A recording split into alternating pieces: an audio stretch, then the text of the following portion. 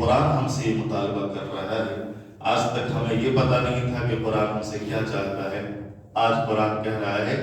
اور ہم سننا چاہ رہے ہیں کہ قرآن ہم سے کیا چاہتا ہے۔ اللہ تعالیٰ نے توفیق دی ہے، اس لیے ہم نے یہ شروع کیا اور آپ لوگوں نے بہت ہمارا ساتھ دیا، جزاکم اللہ خیر۔ اعوذ باللہ من الشیطان الرجیم، بسم اللہ الرحمن الرحیم۔ هل اتاک حدیث الغاشیہ، آپ کو اس محیط عام واقعات کی کچھ خبر پہنچی ہے؟ یہ سوالیہ جملہ ہے۔ محیط کا مطلب چاروں طرف پھیلا ہوا۔ وجوہ یومئذ خاشعہ، بہت سے چہرے اس روز ذلیل ہوں گے۔ عاملۃ ناصبہ، مصیبت جھیلتے خستہ حال ہوں گے۔ تصلی نارا حامیہ، آتش سوزاں میں داخل ہوں گے۔ تسقی من عین آنیہ، کھولتے ہوئے چشمہ سے پانی پلائے جائیں گے۔ لیس لہم طعام الا من ضریع، ان کو بجز ایک خاردار جھاڑ کے اور کوئی کھانا نصیب نہ ہوگا۔ لا یسمن ولا یغنی من جوع، جو نہ فربا کرے گا اور نہ بھوک کو دفع کرے گا۔ اس سورے کی ابتدا ایک سوالیہ جملہ هل اتاک حدیث سے ہوئی ہے۔ کیا آپ کو غاشیہ کی کچھ خبر پہنچی ہے؟ غاشیہ قیامت کو کہتے ہیں، کیونکہ غاشیہ کا مفہوم ہے چھپا جانے والی، سب کو ڈھانپ لینے والی، ایک ایسی چیز جس کی پکڑ سے کوئی بھی نہیں بچ سکتا۔ تو اس لفظ غاشیہ کی مناسبت سے اس سورے کا نام سورۃ الغاشیہ مقرر ہوا۔ یہ سورہ بالاتفاق مکی ہے اور اس سورے کا مرکزی مضمون بھی یہی ہے کہ قیامت و آخرت ضرور آ کر رہے گی اور اس دنیا میں انسان جو کچھ کمایا ہوگا، اچھا یا برا، اس کی جزا اور سزا اس کو وہاں ضرور ملنی ہے۔ اس سورے میں پہلے قیامت کی ہولناکی کا منظر ایک خاص انداز میں پیش کیا گیا ہے اور بتلایا گیا کہ جب قیامت کی ہولناکی اچانک پیش آ جائے گی، کسی کو اتنی مہلت نہ ملے گی کہ وہ کسی طرح بھی اپنے کو اس مصیبت سے مقابلہ کرنے کے لیے تیار کر سکے۔ جب یہ گھڑی آ جائے گی تو انجام کے اعتبار سے تمام انسان دو گروہوں میں بٹ جائیں گے۔ ایک گروہ ان انسانوں کا ہوگا جن کے حصے میں ذلت و رسوائی کے سوا کچھ بھی نہ ہوگا۔ ان کا ٹھکانہ جہنم ہوگا، جہاں کی مصیبتوں اور عذابوں کا کوئی تصور نہیں کیا جا سکتا۔ ان اہل جہنم کو کھولتا ہوا پانی پلایا جائے گا اور کانٹے دار گھاس کھلائی جائے گی، جس سے نہ بھوک دور ہوگی اور جسم کو کوئی فائدہ حاصل ہوگا۔ دوسرا وہ گروہ ہوگا جو اس دن خوش و خرم ہوں گے، ان کے چہرے خوشی اور بشاشت سے دمک رہے ہوں گے۔ انہوں نے دنیا میں اللہ کی خوشنودی کے لیے جو کیا تھا، اس کے نتائج دیکھ کر انہیں خوشی ہو رہی ہوگی اور انہیں وہاں جنت کے وہ انعامات اور عیش و آرام نصیب ہوگا جس کا اس وقت تصور بھی نہیں ہو سکتا۔ اس کے بعد انسانوں کو توجہ دلائی گئی کہ وہ اللہ کی مخلوقات کو دیکھ کر اس قدر اس کی قدرت اور حکمت کا اندازہ کریں گے اور اس کی معرفت حاصل کر کے اس کی بندگی اور طاعت اختیار کریں گے۔ اخیر میں نبی کریم صلی اللہ علیہ وسلم کو تسلی دی گئی کہ آپ ان منکرین کے انکار اور مخالفت پر غم نہ کریں۔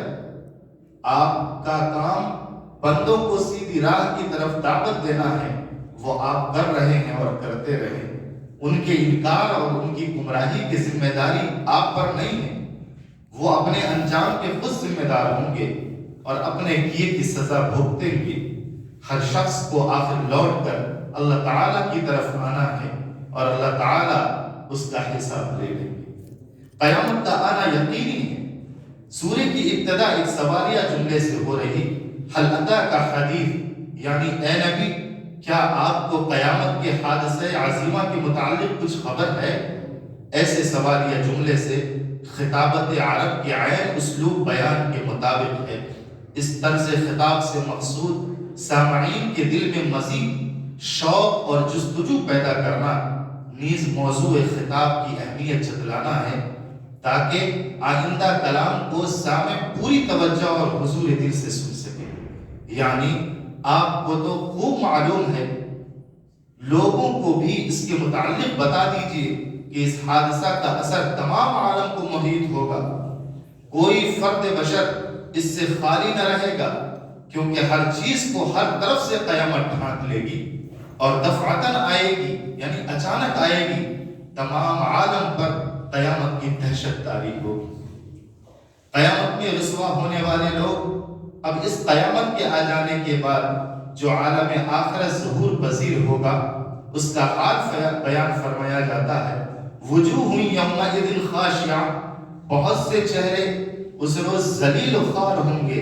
ان کے چہروں پر ذلت نمایاں ہوں گی۔ اب یہ کون لوگ ہوں گے؟ یہ وہ ہوں گے جو دنیا میں خدا کے آگے سر نہیں جھکاتے تھے، کبر و غرور اور نخوت و بڑائی میں سرشار رہتے تھے،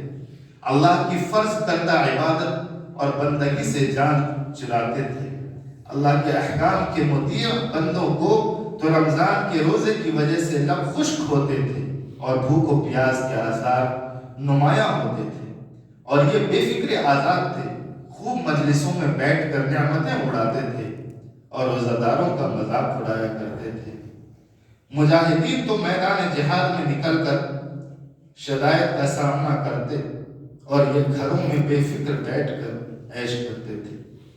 لیکن آخرت میں ان کی یہ حالت ہوگی کہ ان کے چہروں سے ذلت و خواری ٹپکے گی اور ان کا یہ حال ہوگا عاملۃ، مشقت اور مصیبت اٹھائیں گے، چونکہ دنیا میں احکام خداوندی کی پابندی کی مشقت برداشت نہیں کی، اس لیے اس کی سزا میں یوم قیامت کے عمل کی مشقت میں وہ پڑ جائیں گے۔ کسی کو جہنم کے پہاڑ پر چڑھایا اور اتارا جائے گا، کوئی میدان قیامت میں دوڑا دوڑا پھرے گا کہ ہے آج کوئی جو میری دستگیری کرے اور مجھ کو اس بلا سے خلاصی دلائے۔ کسی کو ملائکہ زنجیریں اور ہتھکڑیاں ڈالے جہنم میں گھسیٹتے لے جائیں گے اور گرزوں کی مار پڑتی ہوگی کسی کو جہنم میں، اور کوئی سخت کام تجویز ہوگا، جیسا کہ دنیا میں قیدیوں اور مجرموں کو مشقت میں ڈالا جاتا ہے۔ اسی لیے آگے فرمایا ناصبہ، کہ تھکان ان کے چہروں پر نمایاں ہوں گی، وہ خستہ حال اور درماندہ ہوں گے، اور دنیا میں کسی کی یہ حالت ہو تو دیکھنے والے کو رحم آ جائے، مگر وہاں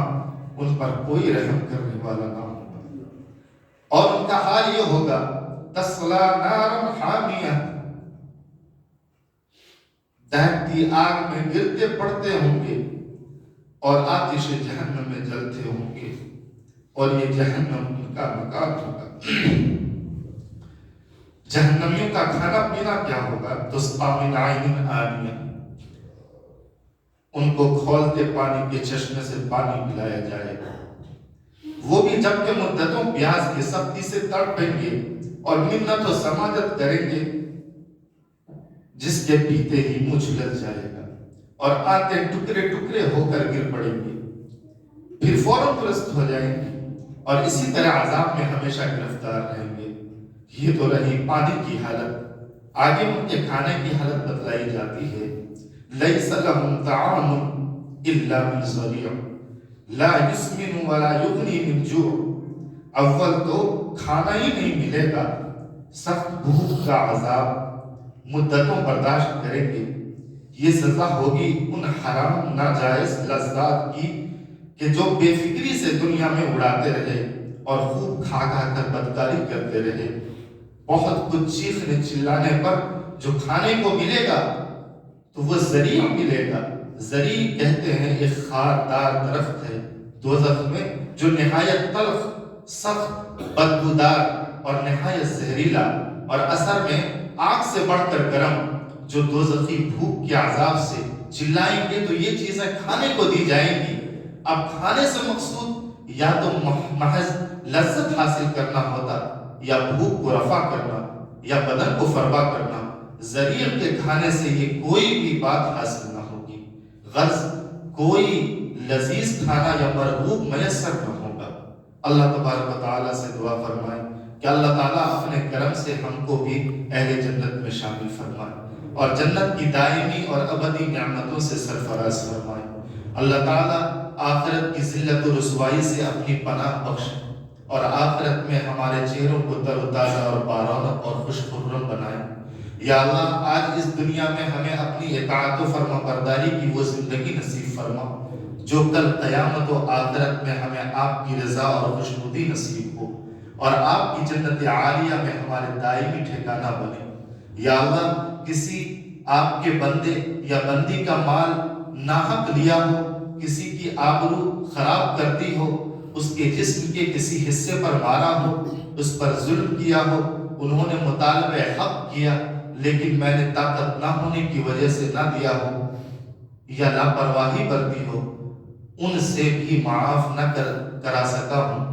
آپ کے سب اختیار میں ہے، میری معافی فرما دیجیے۔ اللہ تبارک و تعالیٰ سے دعا فرمائے کہ اللہ تبارک و تعالیٰ ہم تمام لوگوں کو کہنے سننے سے زیادہ عمل کی توفیق نصیب فرمائے، اور اس سورے میں جو جو چیزیں بتائی گئی ہیں اللہ تبارک و تعالیٰ کا ڈر اور خوف اللہ تبارک و تعالیٰ ہمارے دل کے اندر پیدا فرمائے، اور اس سورے پر یقین جمانے کی توفیق نصیب فرمائے، جو سن لیا ہے اس پر عمل کی توفیق نصیب فرمائے،